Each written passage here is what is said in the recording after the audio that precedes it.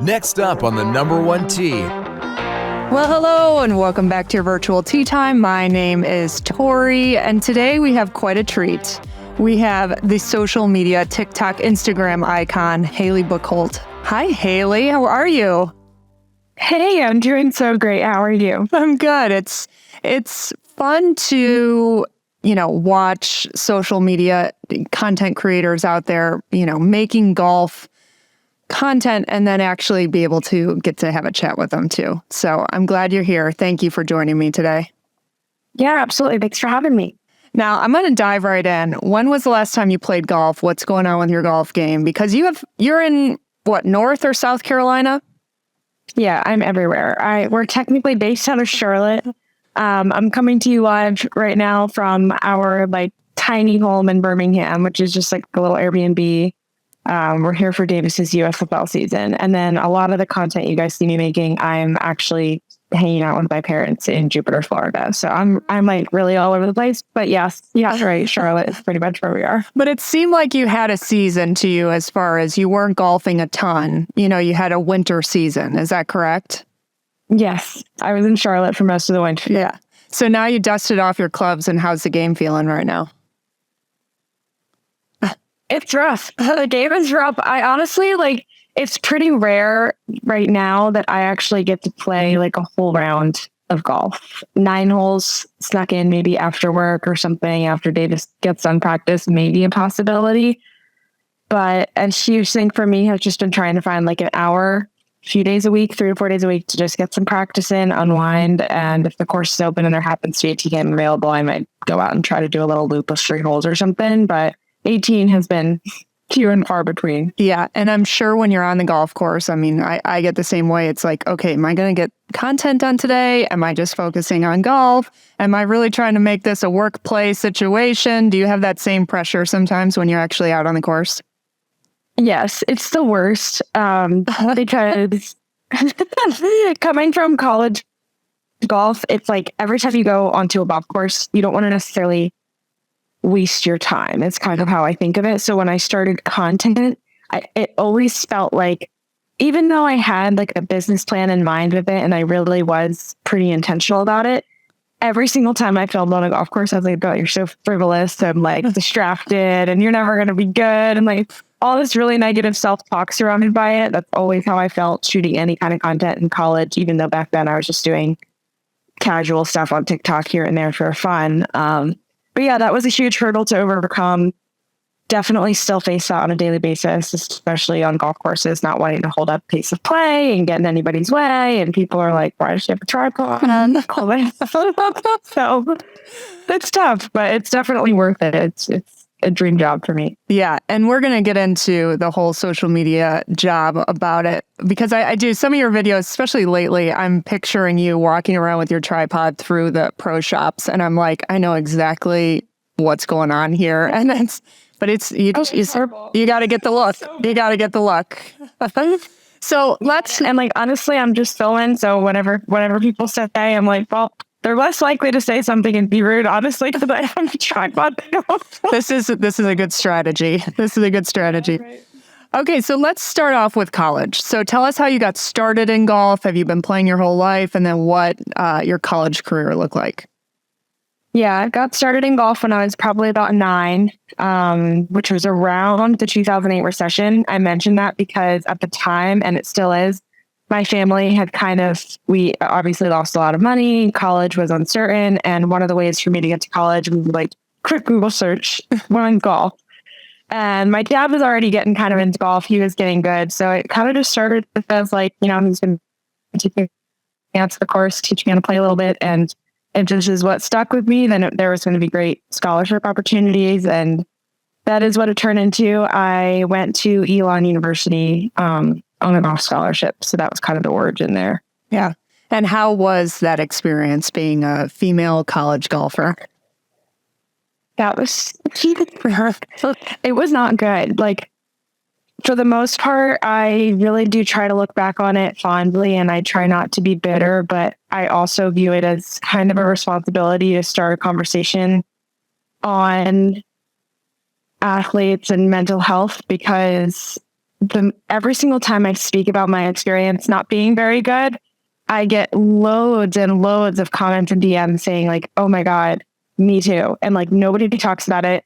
When I was in college, I had no one to talk about it with. Everybody in like corporate life and post-grad life is an adult saying like, oh, you're so lucky you get to go to college for free and you play golf basically for a living. And it seems like this perfect ideal dream. And that's just like not necessarily the experience that I got. Some of it definitely was great. Got to take everything with a grain of salt, but there was definitely some hardship mentally for me. I struggled with a lot of ego problems. I was 100% in my own way. Super insecure, very low self-esteem coming into college with just kind of my belief in my abilities and what I'm there to do. And I was really wrapped up. I remember like as soon as I stepped on that college campus, not necessarily outside of golf. I think outside of golf, I was very much myself. I had great friends, but within my team, all I thought about on a daily basis was how my team perceived me. And especially coming into something that is really not a team sport. And then suddenly you're expected to play on a team. Like most of us didn't play high school golf. That's not really how you get into college golf. So it was just like culture shock. And I didn't play like team sports all through high school, all through my whole life. So it was really interesting to feel like I was on a team of people that just like didn't necessarily want me there. At least that's the feeling I got. A lot of that I will take personal responsibility for, right? Because like, you know, it's not other people's responsibility necessarily to make you feel good. You have to own it and come into yourself. But yeah, I just remember a lot of competitiveness really isn't the word. It was toxic jealousy. I had a really hard time forming authentic relationships on that team. And it was jealousy on my own part, on their part, maybe. But I think that was just a big deal. And then freshman year, I actually got kicked off my team, which I don't know if you've seen this story. Okay, no, I have not seen that story. Fill us in. What kind of trouble did you get in? So freshman year was so tough. I got there, I'm uncomfortable. I'm having anxiety attacks in my first couple tournaments, and I shot like, I don't even remember. I played horrible the first two tournaments, maybe like 86s was my average for the first couple. Third tournament rolls around. I was supposed to be a starter and I like didn't even travel because my coach was like, "Who are you?" And I really do attribute that largely to like my mental state, and my coach and my team was kind of looking at me like, "Okay, you didn't come into this season prepared," and that was tough. Anyway, third week rolls around. I'm now staying back with the rest of the girls that aren't traveling. We had a pretty big team, so there was 4 of us not traveling that week. And it was 3 freshmen, 1 junior, I believe she was. Whenever you're not traveling on the college golf team, our coach would typically book us tee time. Although this was my first time, I really didn't know like how this went. But I remember we got a text at like 7 a.m. Saturday morning. And he was like, "Hey girls, booked you a tee time to play 18 holes at the Valley, whatever." We show up, the 4 of us, the junior, I think, drove us, or maybe she didn't have the car. I forget. But we show up. We play 9 holes. And as we're getting to that 9th hole, we're all kind of just like complaining. There's storms rolling in. It's about to rain. It's getting super hot and muggy. This is the shittiest course of all time. Like we hate playing this course any day, but like specifically this day, vibes were just not very good. And so the junior that was with us was like, "No worries, guys. Like we do this all the time. Like we should leave. There's storms coming in. Like coach won't mind." So we were all kind of like, "Okay, great. Like, you have the relationship with him. You've been here for 3 years," like assuming that she would kind of communicate that. And that was where I went wrong. I should have communicated with him directly.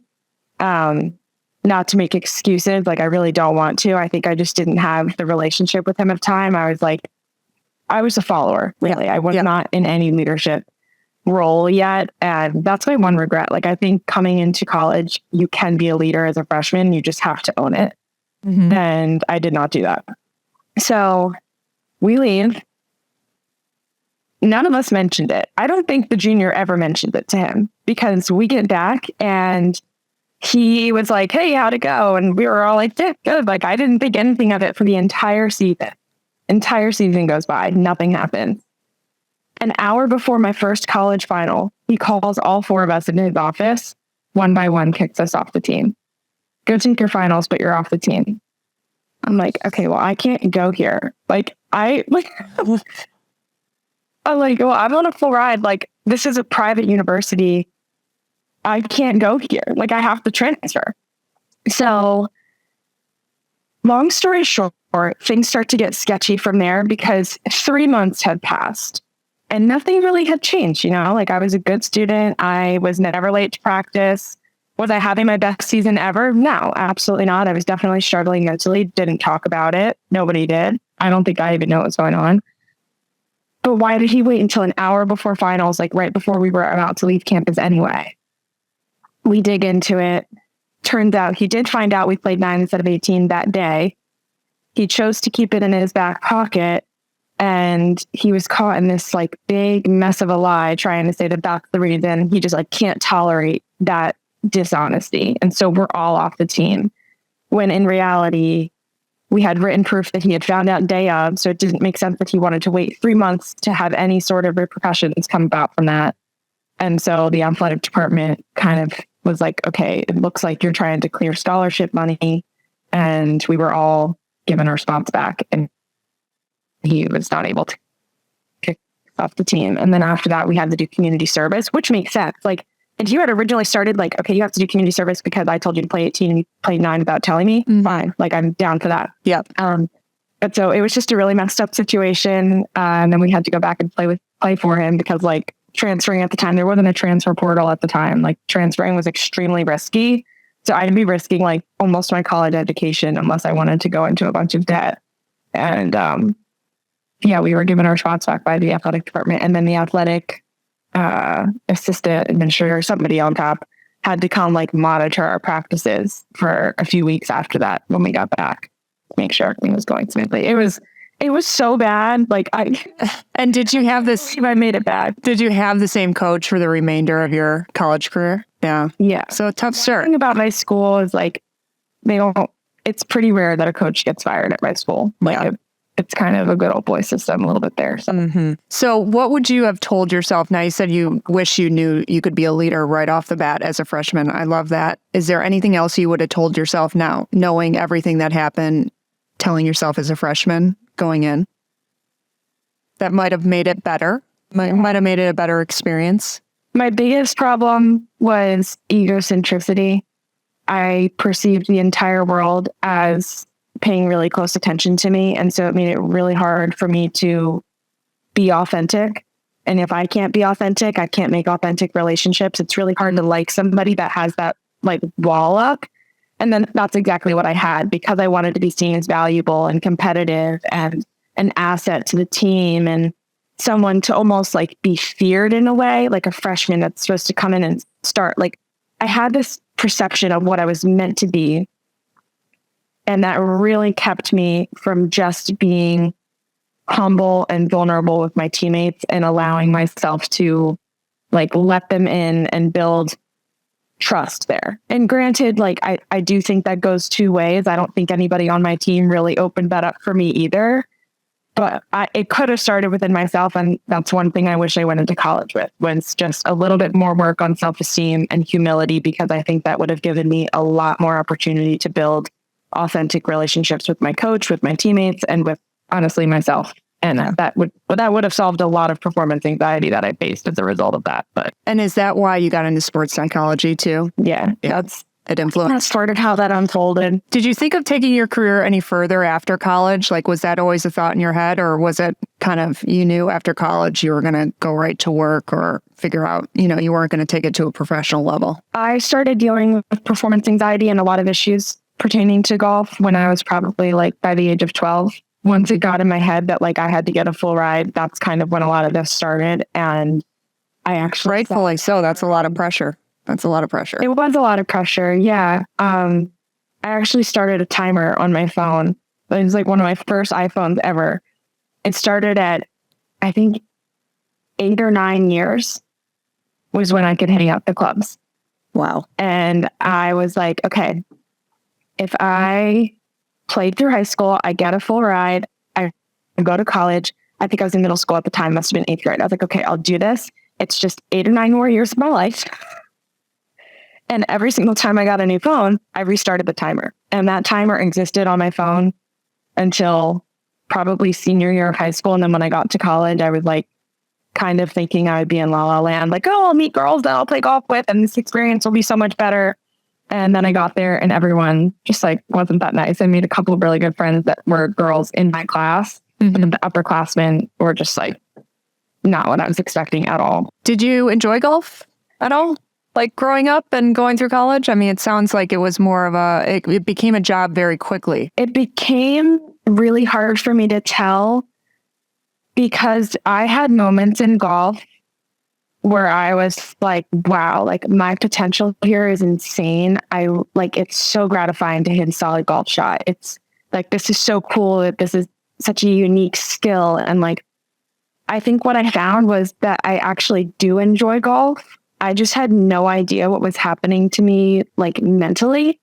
So in my head, I associated all of this stress and anxiety and this fear of failing at it with the sport, obviously. But I don't think it was ever actually the sport. I think it was everything that surrounded it and all of the fear that I would face when I would play. And so that's how I ultimately play now, because I started unpacking that and now I'm in my master's program for sports psychology. And I'm like, okay, maybe it's not golf. Like, I don't think I have to give up this entire skill that I've spent a lifetime learning. Like, well, okay, so this is interesting. So I did not know the backstory at all. I didn't see any videos of you explaining that. That's quite the experience. So fast forward into your transition of being a college player to now being a recreational golfer. Now, my experience playing with ex-college players is that it could be frustrating. It can be frustrating making that transition because you're not working at it as much. And then you go out onto the course and you're not playing to the potential that you know you have. So that's been my experience when I play with ex-college players. Is that something that you're dealing with now, or is that accurate for you? Yeah, absolutely. And I think for me, one of the biggest things aside from just my skill level is like the demeanor I want to show up to a course with. I still battle this. When I show up to a golf course, I have this like burning sensation. Like if you really think about the physical sensations, that my blood pumps faster, my heart beats faster. And I need every single person at that club to know that I was in one lifetime a scratch. I need them to know, like, it's horrible. It's exhausting. Like I can't just casually exist. I constantly feel like I have something to prove. And, you know, honestly, I don't think that's like a post-grad thing for me. I think I've felt like that for the majority of my career. And always had some level of imposter syndrome. Even starting at 9 years old, I was competing against kids that had a golf club in their hand from age 2. And I think I just always have had this. And I hate the feeling. Like it's truly the opposite of what I want to exist as on a daily basis. Yeah. And that's my biggest hurdle, honestly. But I'm also facing the fact that I don't practice as often and I actually am trash most of the time. Well, I really appreciate your honesty with that because I totally can relate to that. You know, because also, I mean, once we start talking about the social media side, it's like every day in the comments you get well, what's your index? What's your index? You know, or people judging your swing or giving you swing tips or just the whole boys club of it all and them making stupid ass comments in general. So you could go into like a rabbit hole all day of filming responses to like those comments. And I've done that before and that's just such a waste of energy. It is, but it's so hard not to respond sometimes. It is. So, so what about Davis? Davis is your boyfriend, correct? Yes. And do you guys play together? Do you get competitive with each other? What's that like? Yeah. So it's funny. Davis is actually the sole reason I played golf again ever. Yeah. He just didn't want to see me give up on a skill that I had, a really unique skill, just because I was facing some mental hurdles with it. Mm-hmm. And so he was the person that actually like kind of initiated my deep dive into my head and why I started playing again. We are not necessarily competitive with each other because I'm not ready for that. I think he would love that. He uses golf really as an outlet to practice being in the zone for football. So he like just uses the sport literally as like practicing mental checklists, essentially. And that's a really cool thing for him. So for him, yeah, he would love to compete with me and like get to the zone in that way. And I'm like, I think I'm going to skip this whole like I'm feeling in and out. I think I'm going to get my tripod out. Seriously, like if I start to get overwhelmed, I'll sit in the car and I'll film TikToks and I'll talk about it, or I won't. And his approach, because this is how we had to start, it was like really touch and go for a while just to get me out there. Even though I was a scratch handicap, like from the last time I played, and I was like teaching Davis how to play golf, we would go to the golf course and I would just ride in the cart. I wouldn't even bring my clubs. I would like literally have an anxiety attack if my clubs were on the cart, because I would feel like that made me like I had to play or something. And he just started reassuring me. He's like, you know what, like you can skip this all. You can stop. You can play 3 holes. I'll keep playing, just like ride along. It's all good. Like we can leave. You can get a snack. You can get a drink, like whatever. And so I like really had to slowly reintroduce this idea of casual golf. And it's taken so long, but that's kind of how we play to this day. Like usually now I have an easier time making it through 18 holes and it's not that big of a deal. But before it was like such a stressful experience that I had to be like coached and like babied through it. It was so bad. It's almost like it's some sort of PTSD reaction, like some visceral reaction that you're getting. It's interesting. I mean, I definitely, I struggle with casual golf myself. You know, I need a purpose. I need something to play for. I struggle being patient on the golf course. And again, I was saying on this on one of the last episodes, like the golf rounds are getting longer. You know, like they're not as fun anymore unless I'm competing. Yeah. So I can relate. Yeah. And there's nothing wrong with wanting to compete. I think for me, though, what I'm learning is I prefer a round that is emotionally level. So if I do something really well, I want to, you know, smile, appreciate it. But if something goes bad, I also just want to like keep my cool and like go along with it. Like my world isn't really coming to an end. This isn't my job anymore. Mm-hmm. And I have this preconceived notion, and I think a lot of people have this in sports, that like that negative emotional reaction means that you must be more dedicated. And it really is psychologically inaccurate. Like if it doesn't necessarily help you is my point. And that's what I'm trying to learn, because I think I grew up thinking like, oh, if I don't show my negative reaction, like my parents are going to think I don't care, or my coach is going to think that, you know, I don't want to be here, like something like that. And so I almost not fake it, because you obviously have that raw reaction, but I never like thought it'd be good to be like mellow in a way, which is crazy, because you really do want to be that way. Yeah. And I think especially in the PGA Tour right now, we're coming up on PGA Championship weekend, and you think of the golfers like Scotty Scheffler. I mean, he is even keel the entire time, you know? And, yeah. So it's interesting. Okay, so what do you see next with golf? Or are you not even taking that on? It's hard because my brand is very golf central, but it's not 100% golf. So I think golf will always be a part of my online brand. Davis and I are starting a small business that I'm really excited to start sharing. We're going to wait till we have a space till I start sharing like the business model and what it is and stuff, but that is golf related. So I'm excited about that. But for me, I don't know. I guess I'm going to keep creating golf content and help, you know, the next generation of female golfers and hopefully make it less intimidating. And that's my ultimate goal. If one day I get the itch to sign up for a USGA qualifier, which I have done the past year, I just always cancel it because I freak out. If the itch gets there and I show up, then maybe that will happen and that'd be fun. But I don't think I'll ever want to like go pro or anything like that. Okay, so high level amateur golfer is a possibility. What about the possibility of teaching? It's hard for me to tell because I might have more knowledge on the golf swing than I will ever admit to myself. It's like another layer of imposter syndrome. I can't explain it, but like if somebody asks for tips on their golf swing, I'll be like, I don't know, be athletic. Like, keep your head down. And like, yeah, I can make videos about it because once I think it through and validate that from somebody else, like a lot of times I'll ask my dad. For some reason, I always have to like check with my dad. Is this right? Because my dad taught me my golf swing. So it's really hard for me to just like trust myself. So I don't know if coaching is exactly where I'd want to go. But I do like to post tips here and there just to make it simpler. Well, let's get into the social media journey. So how did it all start with posting about golf?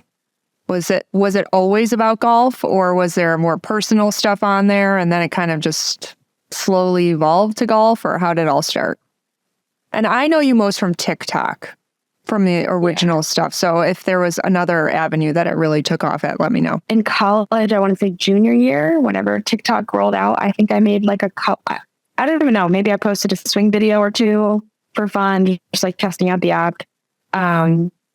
Maybe like a day in the life of a college golfer, which makes me so angry because I wasn't allowed to receive any of the opportunities that could have come from that. Yeah. Now athletes are just like absolutely raking it in, which is lovely for them. I'm so happy for that. So I made a couple of those for fun. I think I gained like 30,000 followers overnight, and I made like 5 videos. Like it was really around that time where you could just blink and you'd be huge. Yeah.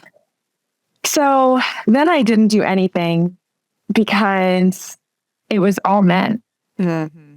And for some reason, I just was never super comfortable with that. Like, if I'm being fully honest, I remember there was a wave where I was getting a lot of attention. I was like, ooh, they think I have a good ball swing. And like, they complimented that. And like, that's cool.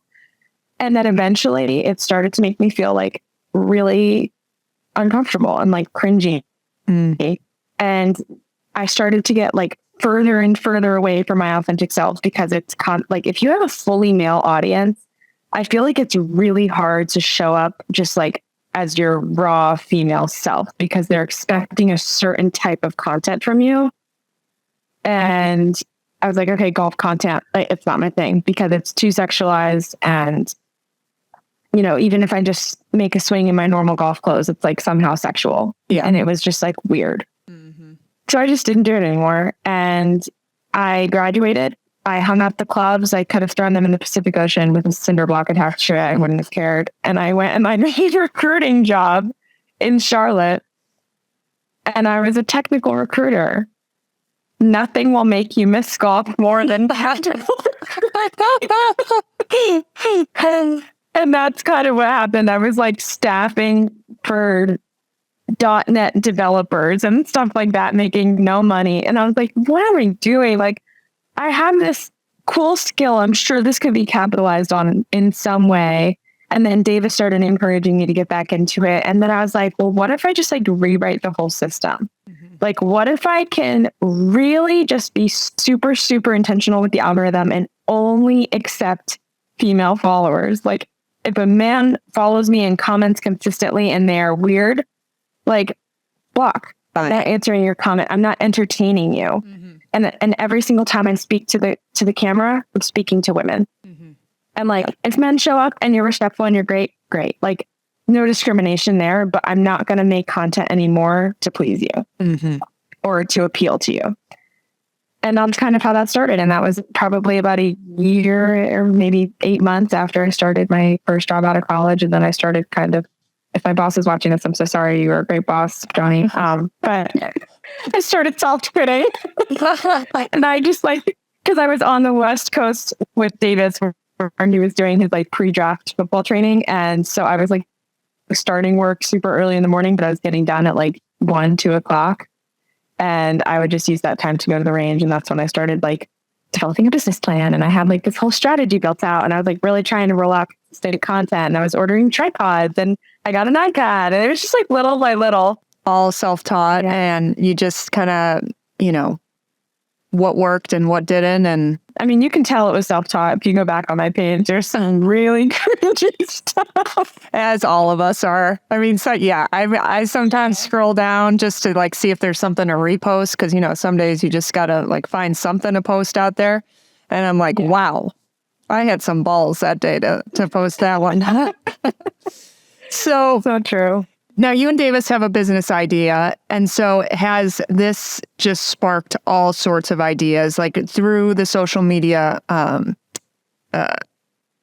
you know, it's been doing so well. You're putting such great content out there. I'm sure it's sparked all these other ideas to have to do with golf. To be fully transparent, I think I'm kind of in a space right now where I know that I know that my business is in a position to take off in insane directions. And I know some avenues of that. There's, some talks of like a potential like cool TV series we could go with.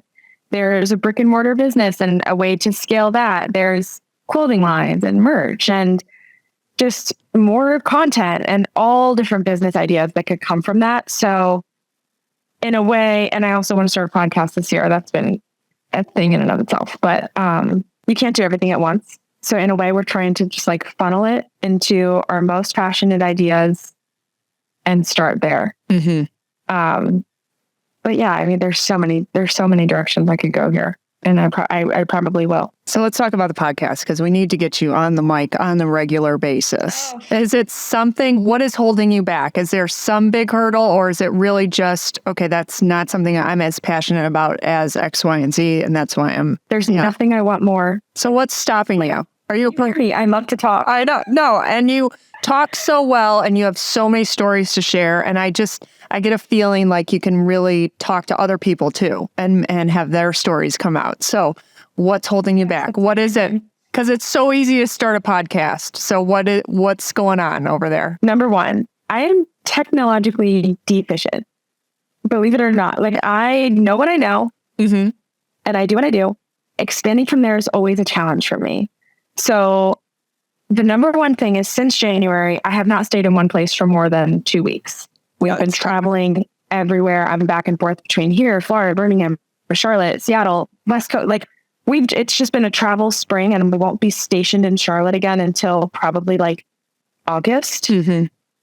So that's been number one. I'm like, how do you podcast and roll out consistent content on the road? Like, am I just, because I see you and like a lot of successful podcasters, you're in a studio. I'm like, where are these studios? Like, do I need a house? Do I need a studio? Like, how I see something, and I've really just like overcomplicated to the absolute max. And my manager is like, just like get a microphone and lay in bed and record a podcast. Mm-hmm. Like, really? But like, Tori's in a studio, so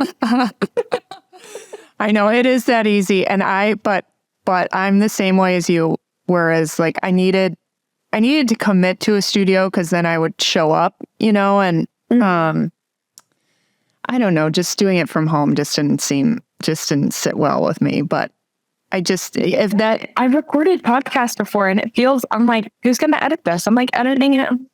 Yeah. Don't even waste your time with that. I would find whatever city you're in, there's podcast studios, and you can just rent it for an hour and shoot it or record it. They even do video, and then you tell them to, you pay them to edit it and post it. And then you're not doing anything. Trust me, I'm not doing that on my back end. I don't have time for that. Because I was like, I'm in school. I'm running a business. I'm creating content. I'm like, there's so much to do. And I sat down to edit this 20-minute podcast episode, 3 hours.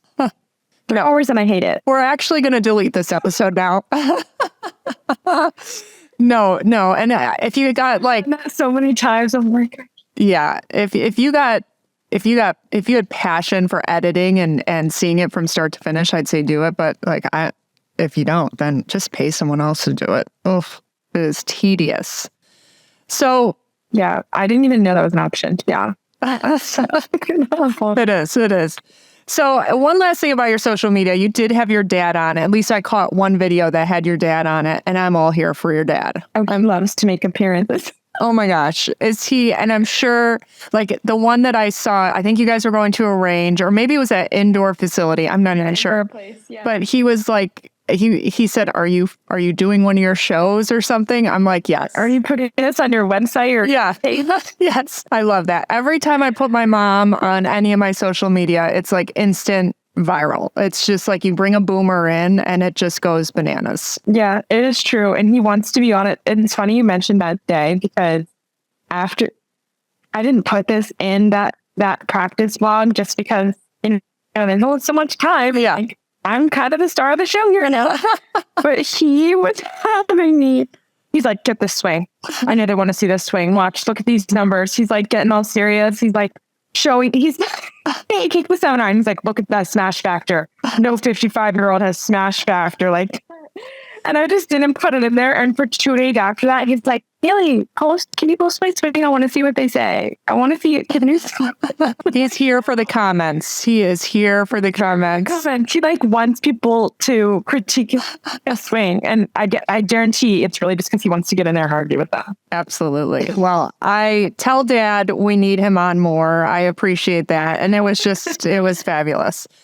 All right. So let's touch on women's golf clothing. So I'm sure, well, you tell me, while you were growing up and during college, was there any sort of like, what are you wearing or what should I wear today? Was that even a thing then, or is this now becoming a thing of what you're wearing during golf? No, it's always been a thing. My dad used to shop for me. I had the knee-length Bermuda shorts. Nice. I had like all the ugliest stuff. I used to wear I had like some really ugly like cargo skirts and leggings situations. It was horrible. I have to dig up some photos of like my junior golf days. There's really nothing better than leggings underneath a skirt. Okay. She showed me someone that looks good in that. And I always had like the Aero Pastel like zip up too. Like even just like the ugliest thing I could have put together. Whatever, I was 11. I was cut myself some slack.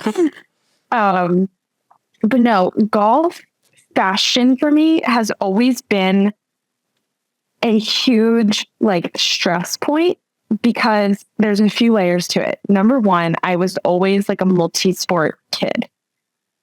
And athleticism was like highly valued in my brain as like, that's what makes you cool in life is being athletic. So I always hated golf because the clothing just never felt athletic. I never felt like cool in it. So I was always trying to like push the limits there, which sometimes got me into trouble. And then sometimes made me look like, in my brain at least, like I wasn't as focused on the golf because like I wanted to wear like cuter clothes.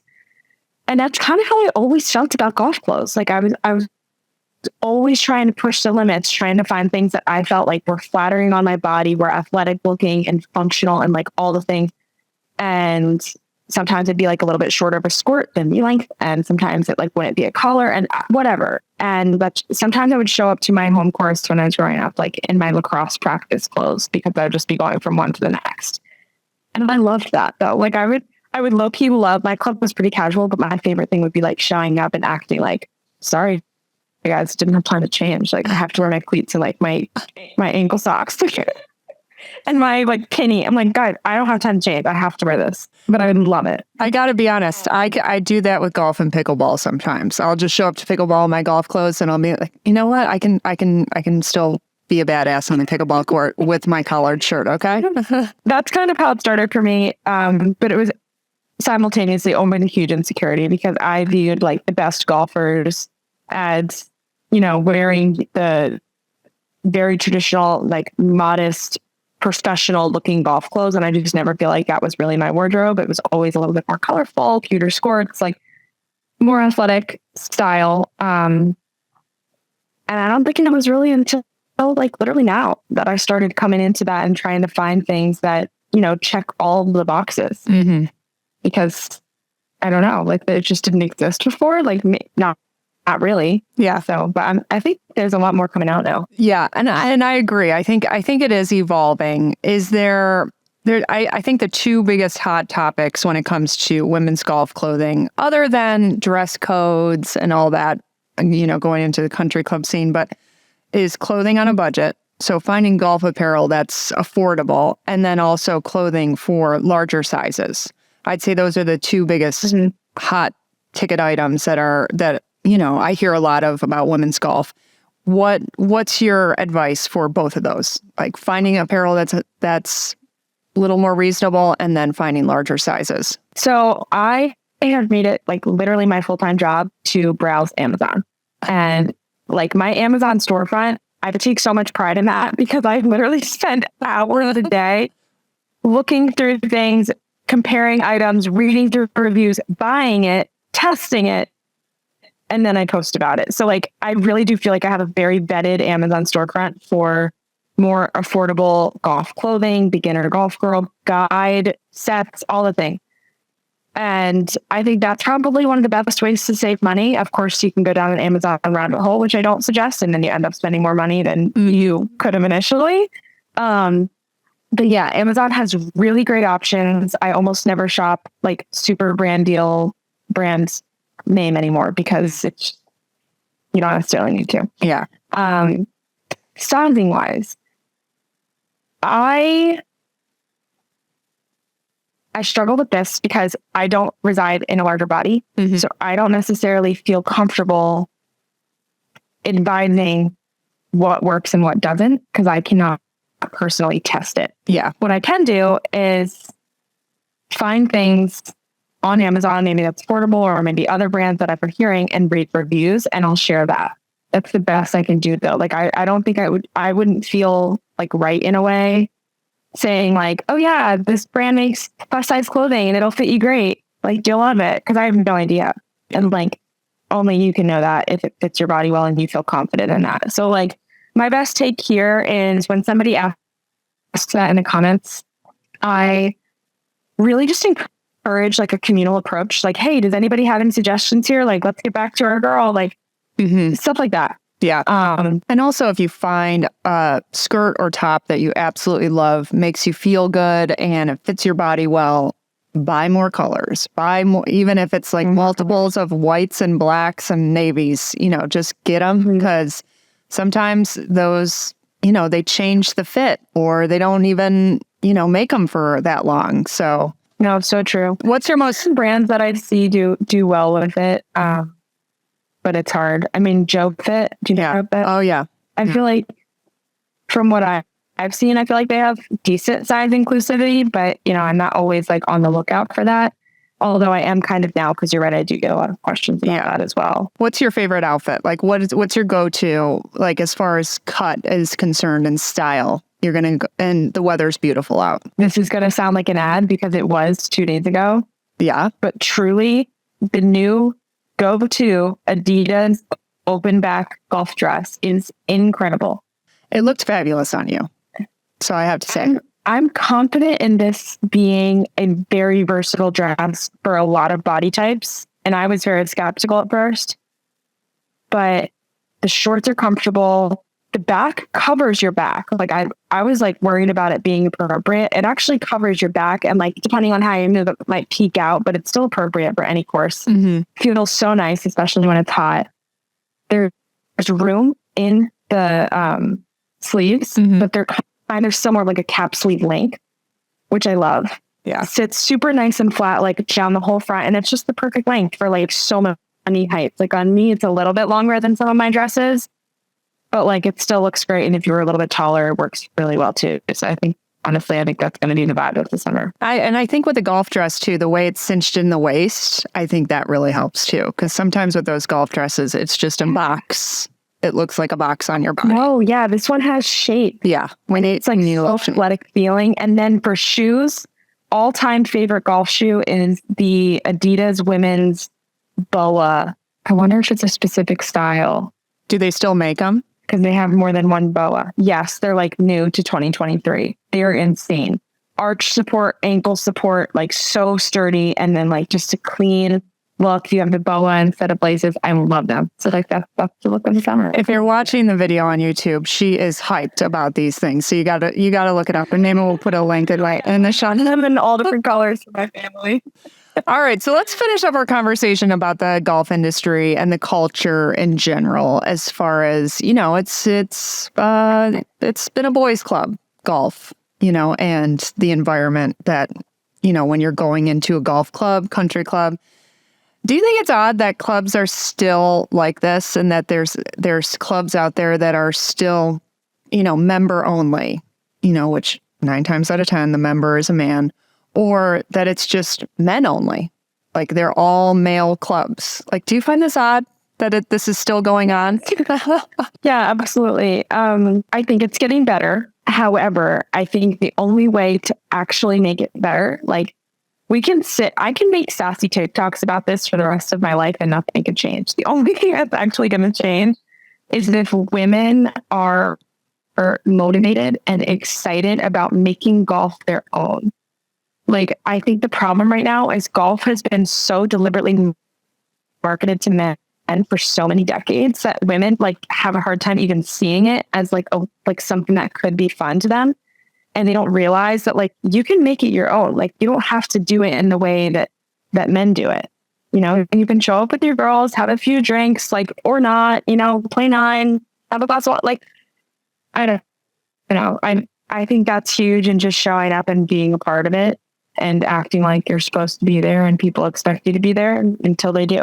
Yeah, that's really absolutely for that. But I do think it's odd. I do think it's frustrating. You know, I was recently at a club here locally that's all men, and they let women play like, you know, 1 day a week between like 2 and 3 o'clock or some bullshit like that. But I know I got in the window. They still had a lot of eyeballs on me, I felt, but I was there during the window.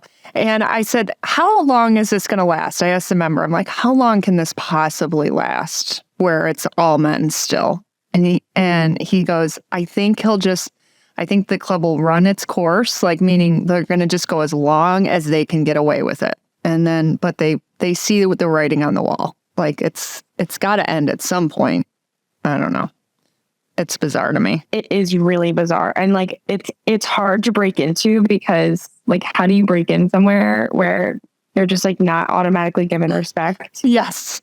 So it's like, okay, I don't really want to show up anyway, because it's like awkward. I know that you've put out the idea of an all women's club before, and you know, guys will joke, invest $150 million.